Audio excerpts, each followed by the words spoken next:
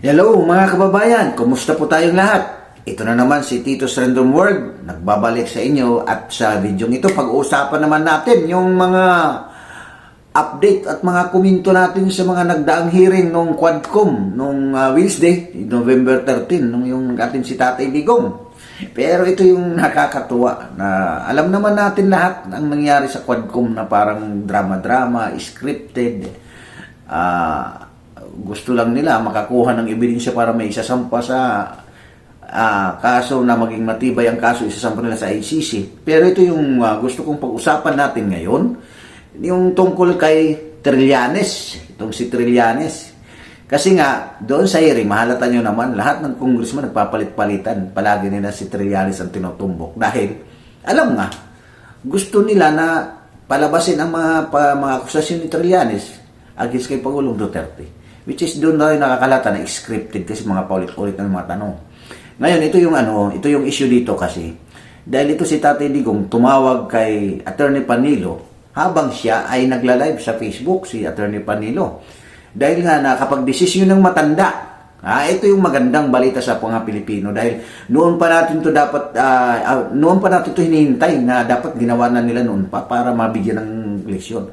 So desidido na si Tatay Digong at ang buong pamilya niya, yung 5 na ini-involve inaakusan ni Trillanes, na magsasampa sila ng patong-patong na kaso individual. Ang ibig sabihin na individual, magsasampa ng hiwalay si Congressman Duterte, si VP Sara at asawa niya at saka yung si Tatay Digong at saka yung asawa niya. So mukhang magandang leksyon ito kay kay Trillanes.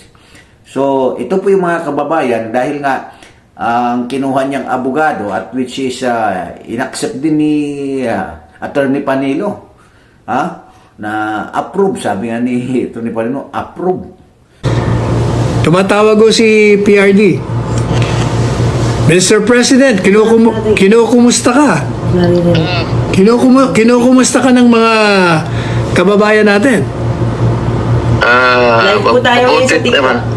Naka-live tayo sa TikTok. Nagla-live ako nung pumasok ka. Sabi nila, kumusta ka na raw ba, Mr. President? Mabuti naman tumawag ako sa iyo kasi yung nungalingan ni hindi pala siya Trillanes gusto kong i-consulta kasi I have to file libel cases against him.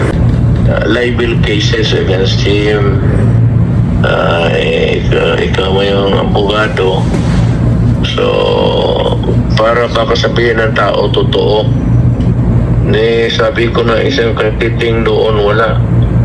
Totoo yan. Alam niyo, pinapaliwanag ko ngayon dito sa TikTok ko ngayon na walang... Sabi ko nga kung totoo yan, I will ask my daughter to resign as Vice President.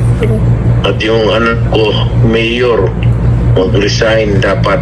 Dapat lang kung totoo. At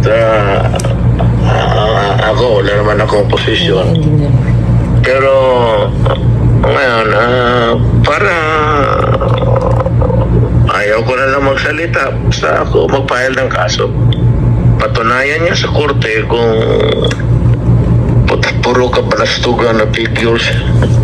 Wrong spelling pa yung anak ng patutin. Wrong spelling ba?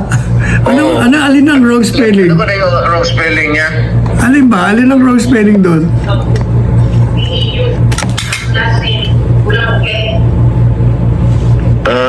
Yung kay Hanilet, kulang an N. Yung kay Paulo, kulang U. Wala. Anong gusto mong gawin ko? Papayala mo ng kaso? Ako, sa iyo. Presidente Duterte, naka Facebook live ako naririnig ka ng taong bayan. Ito totoo man. Ay, siya nga pala, tinatanong nga pala nila, saan ka daw ba nagpunta kahapon? Alas 2 na madaling araw, pagkalis natin doon sa, sa Kongreso. Alam mo, asawa ko nandito, naghintay. Pero papaalis na rin siya nalit ngayong gabi.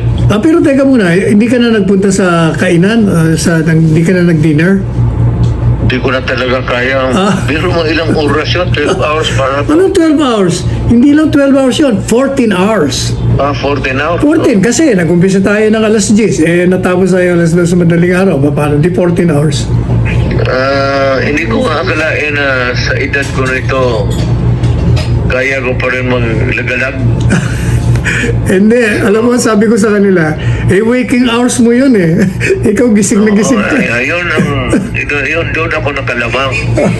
Ako, Night person ako. ako nga falling asleep na nakakatulog. Buti nga, hindi ako nakita ng quad chairman. Baka nasabi, hoy, huwag kang matulog dito. Nakatulog nga ako ng ilang minuto. Ako wala naman sa awa ng Diyos kasi night person na ako. Tinatanong nila, bakit daw gusto mong sunggaban si si Trillanes. Hindi, alam mo, sa totoo lang, somebody should teach him a lesson in life. Nasanay kasi siya yung magkudita, kung ano-anong kalukuhan ang pinapasok niya sa buhay niya. Manira ng ibang tao, sirain yung puri, bali, and he gets away with it. Now, it's about time na kailan bigyan siya ng leksyon.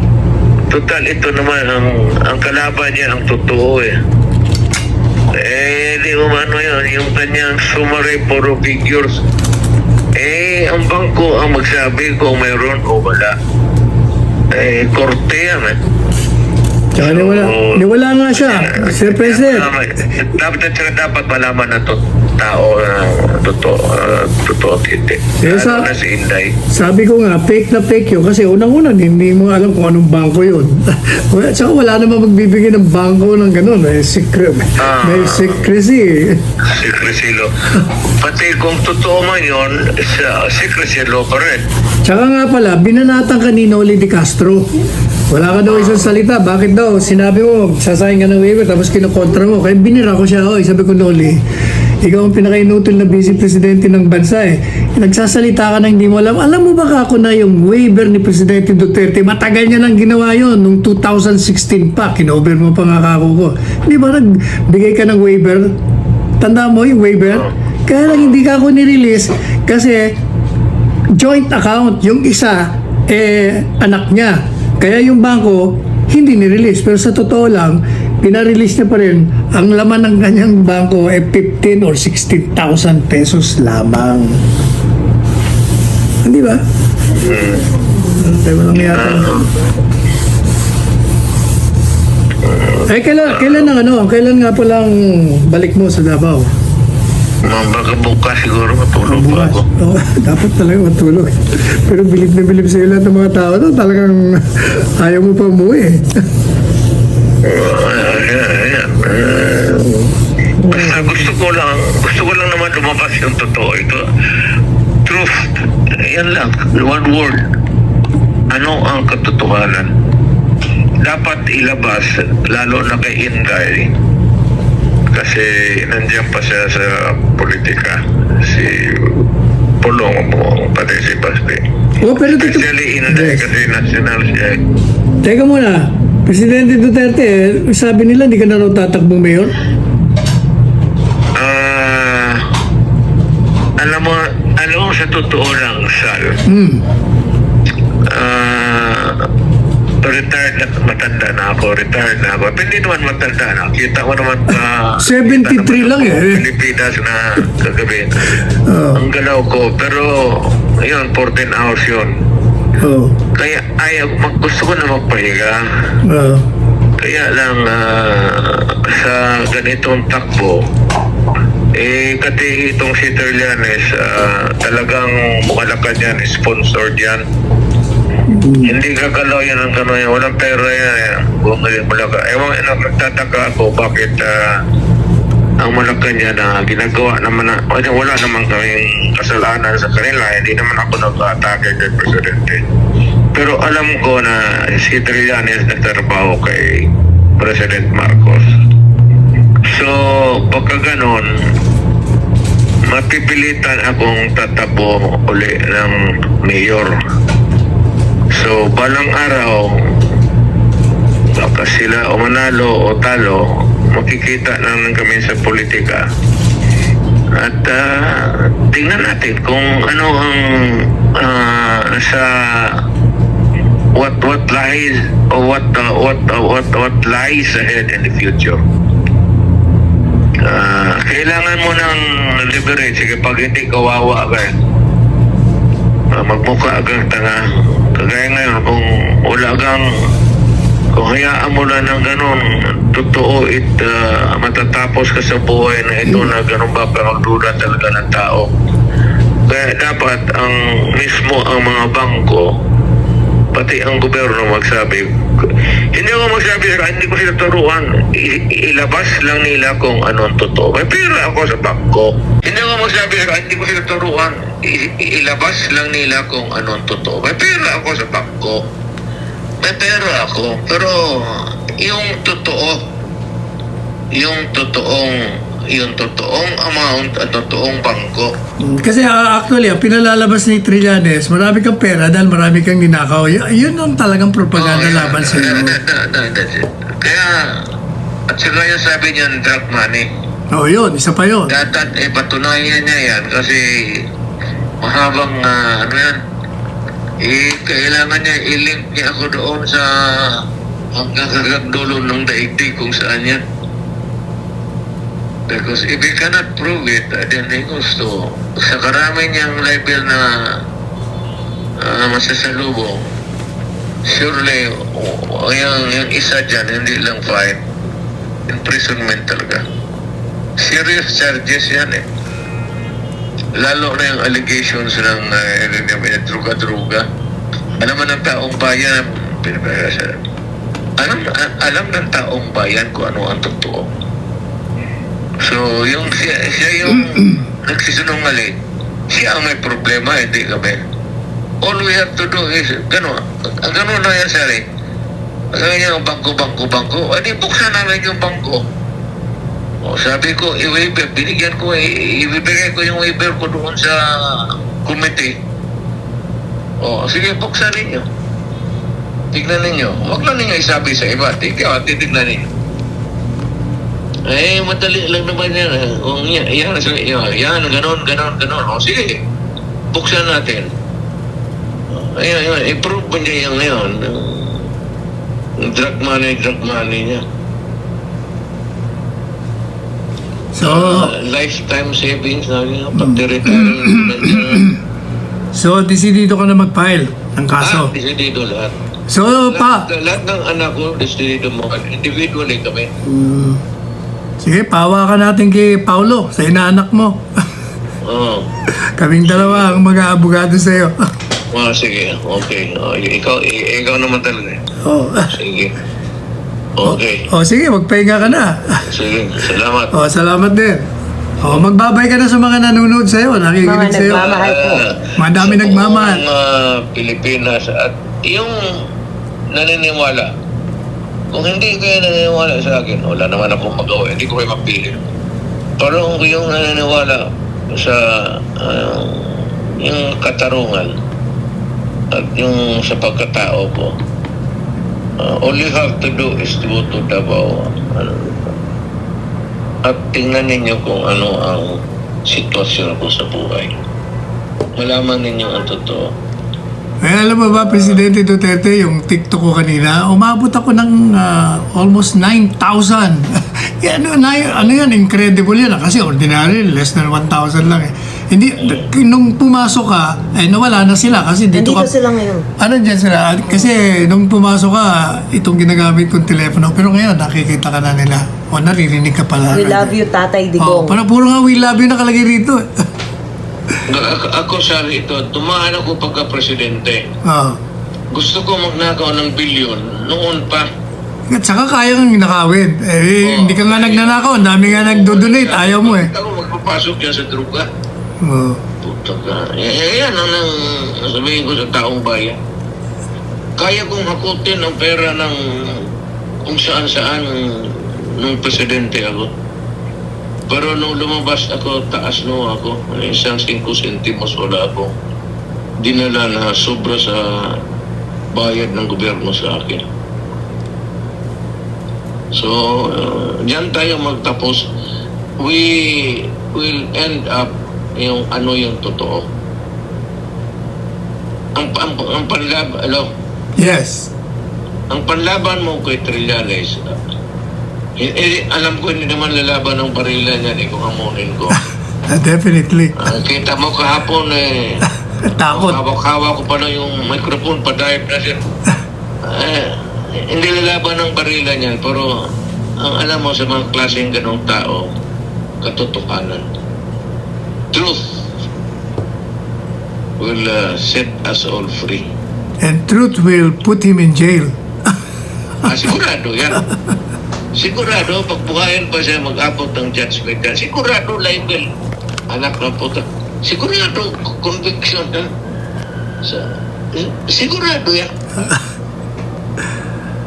Kita yung mga sumarin niya, walang mali pa ang spelling ni pangalan ni Paulo, pati yung pangalan ni Hanalit, walang N.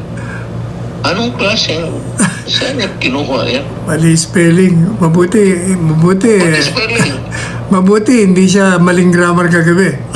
Kaya yan lang palatandaan sa tao. Ang ano lang truth, but state-sponsored ito si Nograles.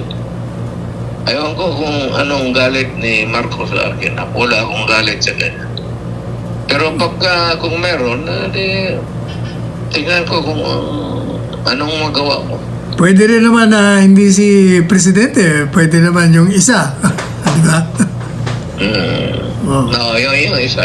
Kasi itong Presidente ito, non-confrontational, napakabait eh. Kaya, ayaw nga sumagot eh. Ha? At alam niya, wala akong ginawa sa kanya kunti mo ng salita, wala akong narinig. Ngayon, mag-uumpisa na ako kasi alam ko back up siya ng Malacanang.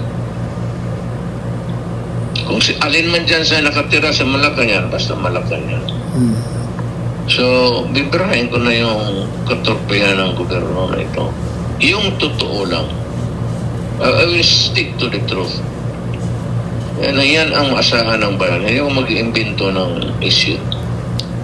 Naging fiscal ako, naging mayor ako, naging presidente ako. Dito lang tayo sa totoo. Hindi tayo lalabas sa totoo. Approve. So, may hihintayin si Trillanes na medyo maganda-gandang regalo para sa kanya sa mga susunod na panahon. Ang iniisip ko lang dito, ngayon siguro may nagbaback up sa kanya. Alam naman natin, ginagamit lang siya eh. Parang itong mga ito, may mga puppet eh. So, di natin alam kung siya yung tagaplano o consultant ng mga taong grupo na gustong pabagsakin ang mga Duterte. Pero sigurado tayo na mayroon nagpifinance sa kanya, mayroon sa kanya, nasa likod sa kanya. Dahil nga halata mula sa simula, marami tayong naobserbahan sa mga balita. At ang maganda nito, dahil nga ito, si Pangulong Duterte ay desidido na. At isa pa dito doon sa interview sa pag-uusap nila ng live ni Tate Digong at si Attorney Panilo, sinabi pa ni Tate Digong na may napansin siya na mali ang spelling ng mga pangalan nila. Dahil nga si Congressman Pulong Duterte parang kulang yata ng iyo. At yung asawa niya parang may sobra yata na letter or may kulang din na letter. So, isa yan na napansin niya. So, alam mo na. So, pagka gawa-gawa lang, marami ka talagang makapansin. At kanina din sa press conference ni VP Sara, pinasinungalingan din niya yung mga accounts na yun. So, actually, hindi na siya masyado nagsalita ng ganun. Siguro, sa tamang sabi ni Tate Digong, ayaw na niya maraming salita. So, kakasuhan na. Yun yung hinintay ng taong bayan. Yan yung magandang balita. Dahil nga, para itong mga ito, matahimik na. Kasi sa haba ng panahon, ilang years na ito si grabe, kahit nga yung bastos ng bunganga nga eh. Duterte na lang siya, wala na siya yung Mr. Duterte man lang. Anong taong ito, parang di ko alam kung anong klaseng utak mayroon ito eh. Sayang ang katalinuhan ng taong ito na di marunong magrespeto, na pinipiling niya, matalino siya. So sana, I hope, we pray also mga Pilipino, sa sambayan ng Pilipino, na hindi ito manalo sa Caloocan. At kayong mga taga-Caloocan, alam namin, matatalino kayo dyan. Huwag niyong hayaan itong klaseng tao na ano nyo, na as yun ang mag-lead ng bayan ninyo, ng city ninyo. Kawawa kayo dyan. So, alam naman namin na hindi ito mananalo. Kasi, sino ba naman ang maniniwala sa taong ito? Mula sa simula, wala namang matinong ginawa, wala puro paninira sa mga Duterte. Okay? So, maraming salamat sa inyong panunood at huwag niyo pong kalimutan mag-subscribe doon pa sa hindi nag-subscribe sa akin channel para ma-update kayo sa mga susunod kong i-upload ng mga videos. God bless us all.